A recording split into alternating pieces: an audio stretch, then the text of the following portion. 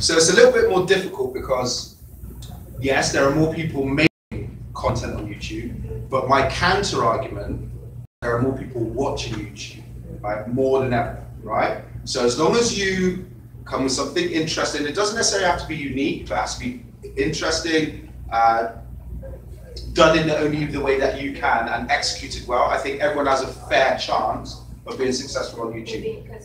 Yeah, consistency is the key. Touch on consistency after this next video. All right, so here we go. So this is this video that I think you really want to pay attention to.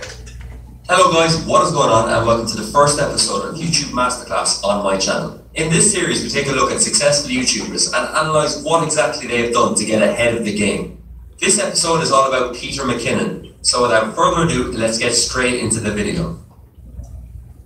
For a very small minority of you guys who haven't already seen his content all over the YouTube homepage, Peter McKinnon is a Toronto-based photographer and videographer, with his video content obviously focusing around these two art forms. But why should we be paying close attention to his YouTube success? What do I think qualifies him as a digital entrepreneur? Well, first off, let's take a look at some of the numbers. Peter has only been uploading on a regular basis for 9 months. In that time, however, he's achieved exponential growth. At the time of recording this video, Peter's channel stands at a whopping 1.1 million subscribers, along with 40 million views, 6.5 million of which have come in the last 28 days. In terms of revenue generation, using a pretty conservative CPM of $2, Peter could easily be clearing $US a month from ad revenue alone.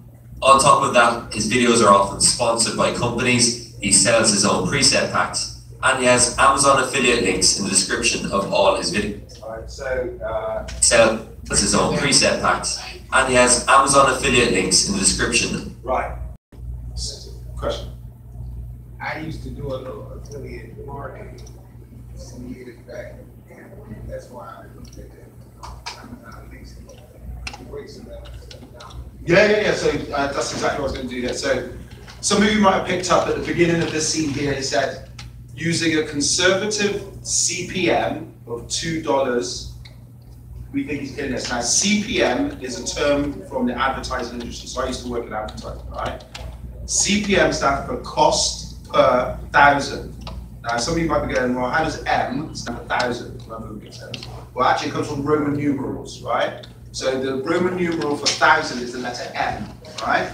So in advertising, when you used to buy press ads in the newspaper, it used to cost you X dollars per 1,000 prints, right? So that method of costing adverts has come over to the internet, because the internet, what's another name for a website? A web page, right? And so a page is like a page in a magazine. So when you sell ad space on a web page, you can, every time that page is seen once, that's one view. And so when you get up to 1,000 views, that's how they generate, okay, 1,000 views cost of this. So just to reiterate, what they're saying here is a conservative estimate. So what he means by that is YouTube may well be paying him more, right? They may be paying him $2.50, $3 for every 1,000 ads, right? And when I say 1,000 ads, these are ads that play in front of his video or in the mid as well, okay? So, yeah.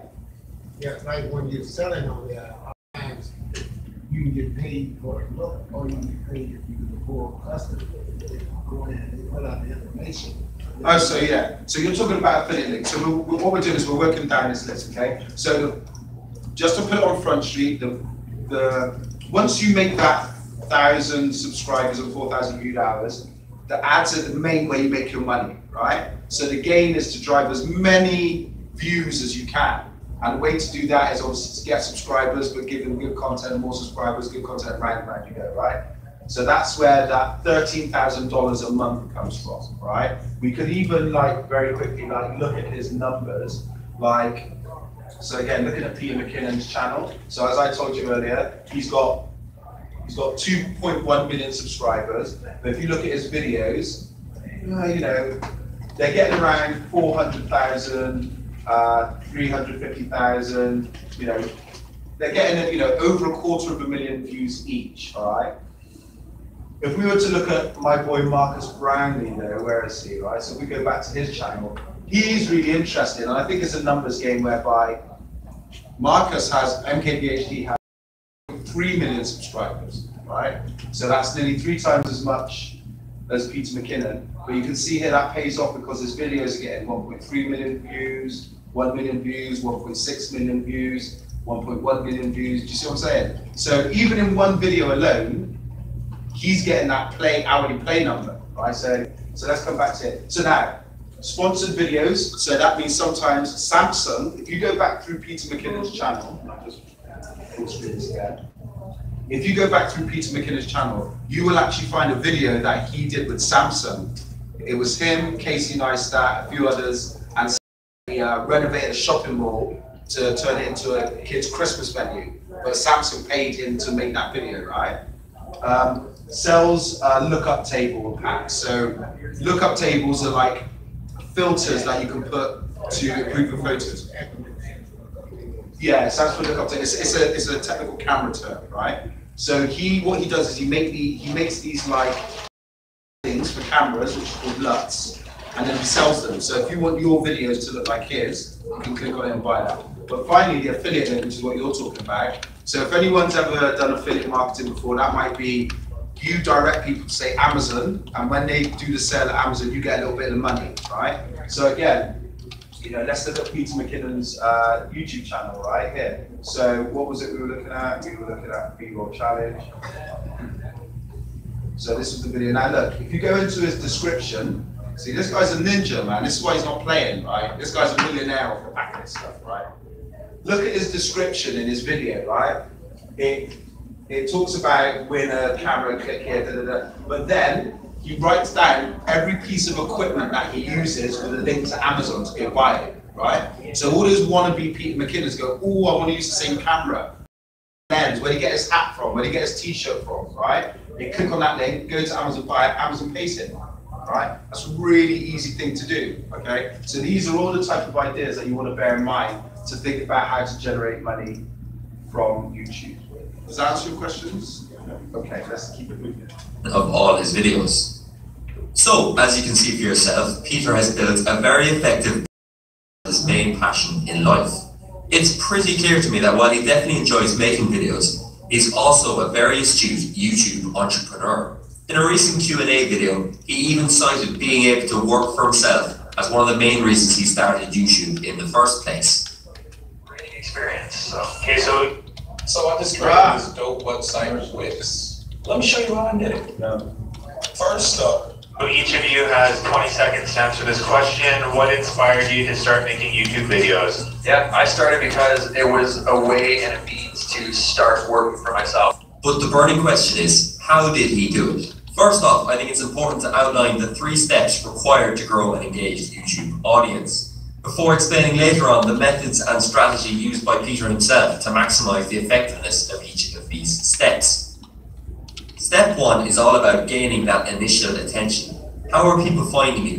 What methods are you using to drive traffic to your videos and channel? Step 2, providing quality content.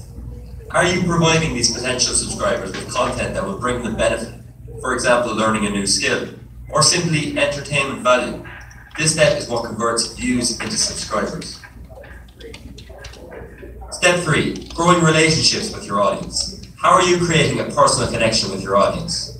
How are you making sure, in a sense, that subscribers are buying into your channel and what you're all about as a YouTuber? You could get 1 million views on a random video and gain 20,000 subscribers as a result of it. But you need to establish a relationship with these viewers to make sure they stay active and are interested in your new content. So let's get straight into it and analyze how Peter put these steps into action. Starting off, of course, with step 1, gaining the initial attention. Peter has excelled at this stage of the process, and from spending the last few days researching his channel, there are a number of tactics that jump out as being responsible for this success. The first tactic is related to his video type strategy. I know that sounds like a name I just made up on the spot, and that's because it is. However, don't let that distract you from the message I'm trying to put across.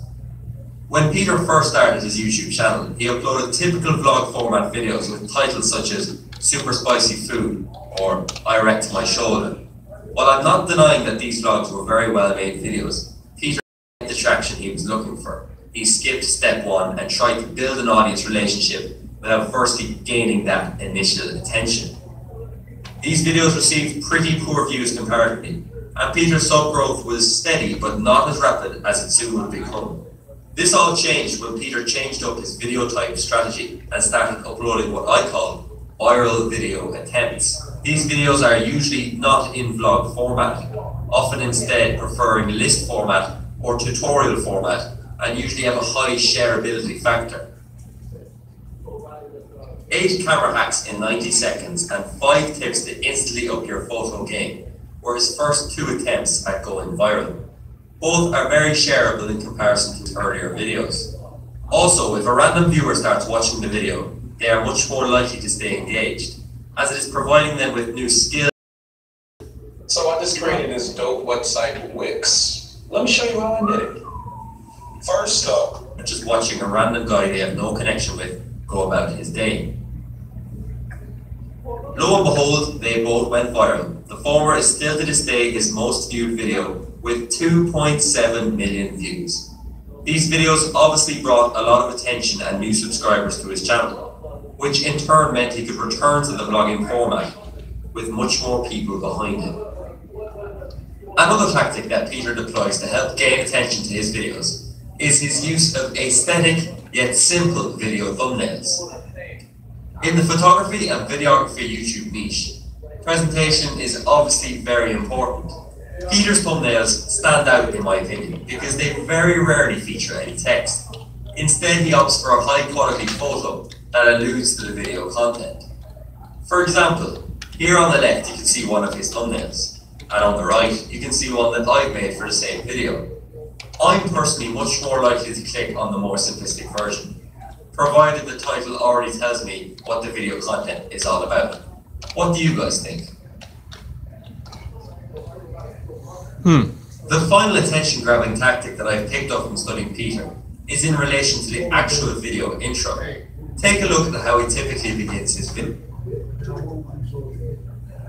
Well, yeah, so all he's saying here is like, so what he's talking about is obviously on YouTube you get the thumbnail, but the thumbnail doesn't appear in isolation.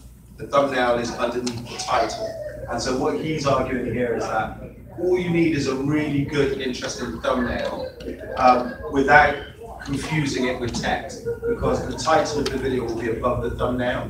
So he's just saying like a really nice, impactful image by itself is, you know, one of the reasons that it works. The final attention-grabbing tactic that I've picked up from studying Peter is in relation to the actual video intro. Take a look at how he typically begins his videos. What's up, everybody? Peter McKinnon here, and today we're talking about how you can take photos like this and turn them into this by creating your own fantasy composite photos in Photoshop. And woo, does it look badass? God, almost hit myself in the face on that one. Intro. So, as you can see, Peter introduces the video himself before even running his intro reel. This lets the viewers know what to expect from the video straight from the get-go. He wastes no time and engages the audience as soon as possible. Within 15 seconds, he's introduced the video and shown what the before and after looks like. I believe this to be of paramount importance when trying to increase your video retention rates. So now that we've studied how Peter drives his YouTube channel and videos, let's quickly go over how he converts these viewers into fans by looking at step 2 of the process, providing quality content. This step kind of speaks for itself. If you want people to subscribe and engage with your videos, you need to be releasing high quality videos that bring viewers benefit. In terms of production value, his videos are shot in 1080p HD as a minimum, with many maxing out in 4K resolution. That viewers might not pick up on, such as video lighting and audio quality, are always top-notch too. In terms of the actual video content, Peter is providing benefit mainly by teaching new skills in an easy-to-understand format. His tutorial videos are very detailed and viewers can follow along at their own pace. Even when he makes a more vlog-orientated video, there are tips sprinkled throughout. Providing all this free content psychologically makes users feel indebted to Peter. And how do they repay him? by subscribing to his channel and supporting his new content. I realise this all sounds pretty obvious, and it is, but I often see YouTubers wonder why they aren't converting high views into actual subscribers. As Peter showcases, you need to adopt the mentality that you are buying a viewer's time with benefit value and entertainment value. If the viewer doesn't feel the trade-off was fair and doesn't subscribe or engage with the video, chances are you need to up your game. And finally, let's take a look at how Peter has managed to successfully bridge the gap and create a connection with his audience in step number 3. I say bridge the gap as I feel a lot of people in the tutorial niche on YouTube provide great content in terms of teaching, but they don't make the effort to create relationships with their audience. I'm not saying you need to make this effort to be a success, but if you ever want to go down the vlogging route, for example, it is so important to have already built up that rapport. So how has Peter built up these relationships with his audience? By being personal. It sounds easy, and it is easy. Just watch this conversation he has with his audience before a Lightroom tutorial. Alright everybody, welcome back to another Peter McKinnon tutorial. So great to see all your smiling faces, which I actually can't see any of them, but I assume some of you are smiling and some of you probably aren't smiling, and let's just continue with the tutorial. Happy Father's Day for starters to all the dads and fathers out there, all the fathers to be, all the fathers come and gone, and all of that. Being a father myself, I respect the job, the title, happy Father's Day. Hope you guys have a great day with your family, and maybe grab your kids and watch this tutorial and smash the like button, and that'll be my Smash the like button, see? Yeah. Smash the like button. In the short 30 seconds before he gets into the actual tutorial, he 1. Greets his audience in a friendly and positive manner, 2. Adds in some light humour, 3. Pays tribute to all the fathers watching, and 4. Reveals that he is in fact a father himself.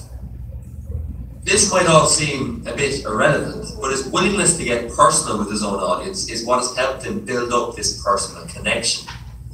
People watch him to benefit from his content, of course, but they are also invested into Peter as a human being. There are thousands of Photoshop, Lightroom and Premiere Pro tutorials on YouTube, but people watch Peter McKinnon because he is Peter McKinnon.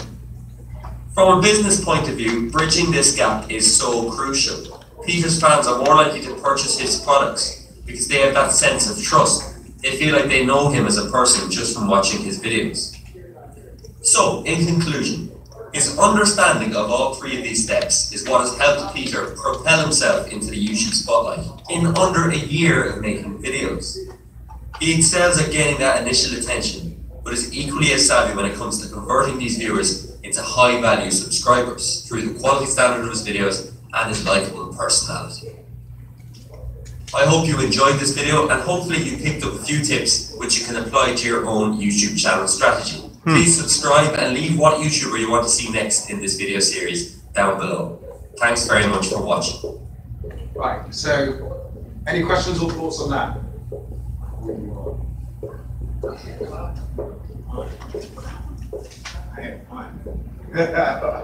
Alright, well, so he's kind of, in this video, kind of touched on kind of what habits Peter McKinnon has taken to make his YouTube channel have long-term success. This idea of giving good content, giving stuff that's useful, but also presenting it in a way that's slightly different to other tutorials, that makes it different from others, and that just stands out.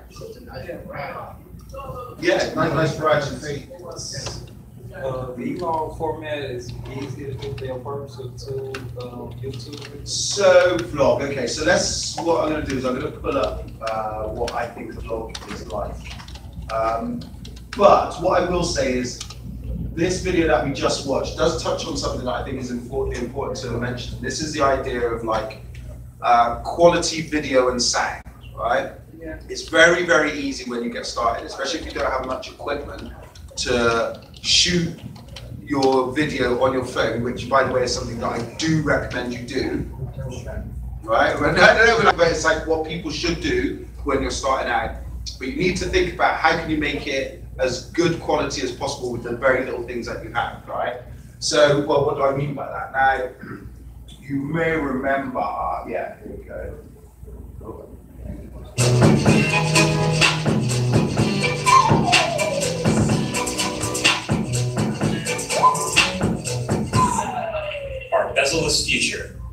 finally arrived.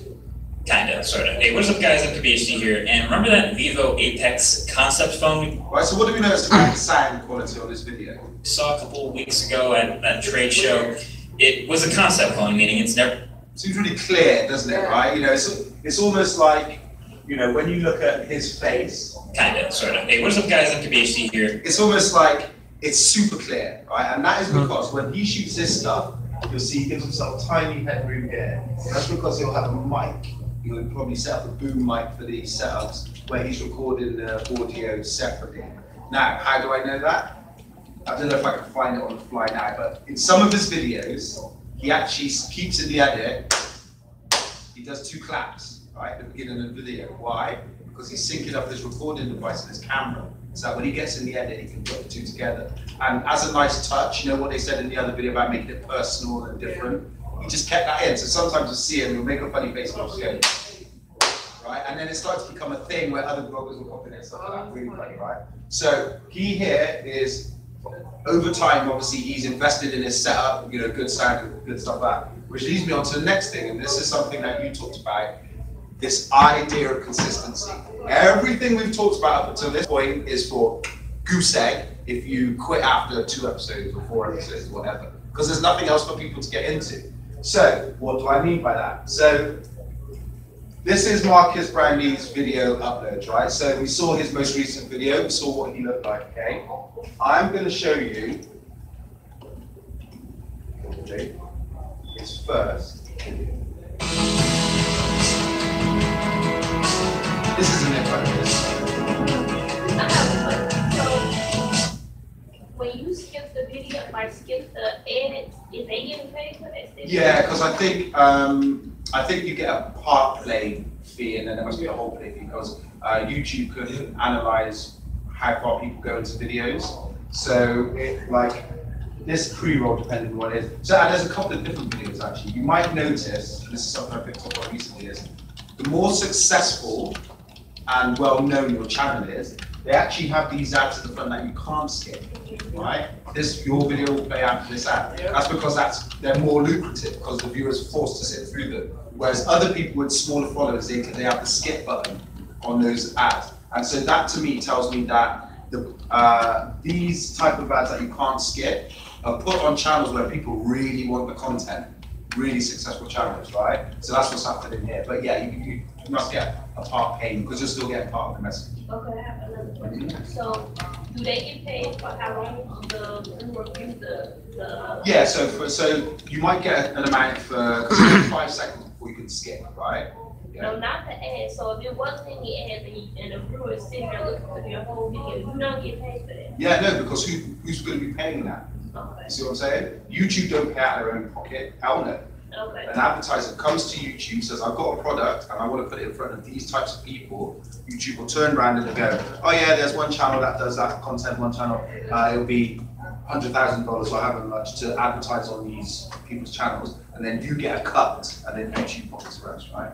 Okay, so just to set up again, so I'm now going to show you MKBHD, Marquise, the guy who we just saw around his first video, right?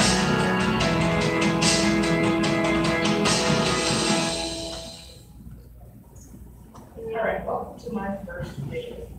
Oh my God.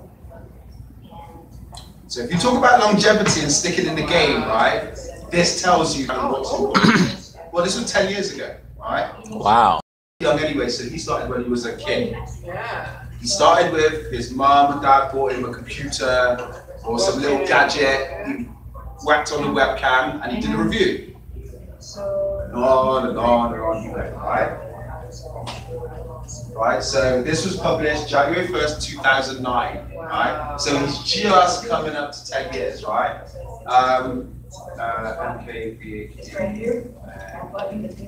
Okay. And how many subscribers do you have? 6.2 million.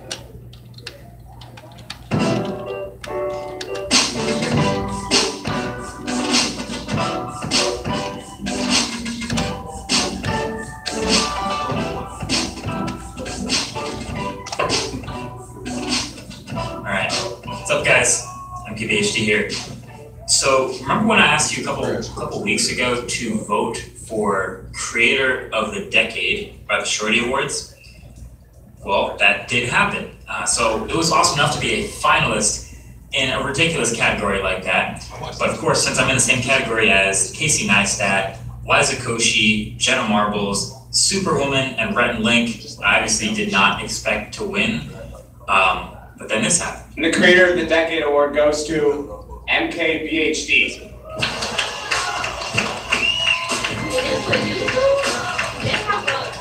Yeah, listen, because like, what you gotta understand about YouTube, right? YouTube is taking the place of television channels, right? 20 years ago, if you wanted to get your face seen by millions of people, you'd have to go to ABC, NBC, or CBS, right? I know even 20 years ago is a lie now, because they were cable stations 20 years ago. 25, 30 years ago, if you wanted to get on TV and millions of people see your face, you'd have to get put on by NBC, ABC, or CBS, who's owned by a handful of media execs. They'd say yes or no, that's it. But now YouTube is changing everything. This is what technology is giving you guys. This is why I say YouTube did this.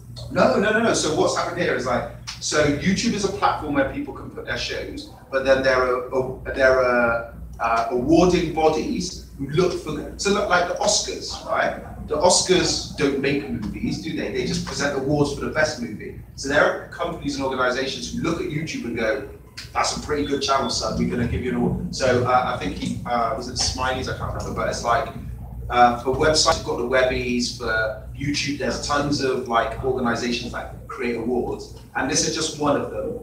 But it seems like this is one that a lot of these YouTubers want to win, because you saw the people who he said he was up against. They're all millions of subscribers, making them millions of dollars off it. So he was up against some stiff competition, right? Wow. So I'm going to cut that off because I didn't have much of an acceptance speech. I didn't expect, obviously, to be standing up there, but I figured I could use this as a sort of a window to, now that I've actually had a second to think about it, what I would have said. So I don't know if you remember last year at the Shorty Awards, again, I was a nominee and a finalist for the YouTuber of the Year category for 2017. And that was really exciting. I always consider myself a YouTuber. It was an awesome year. But the word creator, there's so many different creators on so many different platforms and so many different formats. And of course, a massive amount of time for the last 10 years of video. So there are obviously so many other different creators that could have been honored here that probably should be, because they've been making videos for longer than the 10 years that I have. So this is not something I take for granted at all. I'm super humbled to even be considered for it. But this is really special. So flashback to Saturday night, the night before the Shorties actually, I was at a different event, a different gala. I was honored by my school, Stevens Tech, with an Alumni Achievement Award, alongside a bunch of other awesome engineers and business people, and even the CIO of SpaceX went to my school. He was honored there as well, so that was really exciting. And when they talked about what I do for my award, they kind of called it new media, which actually really stuck with me. I think it has a couple different names. You could call it social media or new media, but it all kind of ties in with this slow rise versus, old media, which you might call traditional media. But in my last 10 years on this platform, I can speak to what I've seen in the tech YouTube community, because that's what I'm most a part of, which has been its formation a long time ago, to it developing its own voice, developing its own style, both in voices and actual production, and then creating its own immense value. Tech YouTubers went from like an afterthought to their own fun little niche community to, some websites deciding maybe they should make a YouTube channel, all the way up to becoming a staple in what you might call new media. And so there's tech YouTubers covering Google, Samsung, and Apple events, covering CES, covering trade shows, being a huge part of this new wave of new media, doing big time interviews and collabs,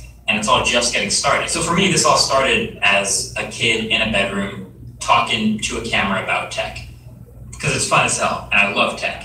But to watch the evolution of not only just the videos we make, but the community and everything we do here over the last 10 years to become what it is today is not only really humbling and inspiring, but super exciting for the next 10 years. So to all the creators, thank you for doing what you do. Keep doing what you're doing. Don't let anyone tell you to stop. Thank you for watching the videos I make. And here's to the next 10 years. Thanks for watching. Peace. I have a question. Yeah. Is that a green screen? No, so he's made so much money now from YouTube. He actually owns a huge studio with tons of cameras. And so over the 10 years, he's built a space to shoot in. Now, the one thing I did want to show you was you want to do vlogging, and there might be some other people who are not going to do necessarily a studio setup kind of thing, although we can talk about how to do that. I'm going to show you some very, very quick tips that might be your style, right? So one thing that I look at here is look at our boy Gary Vee, right? So Gary Vaynerchuk, entrepreneur.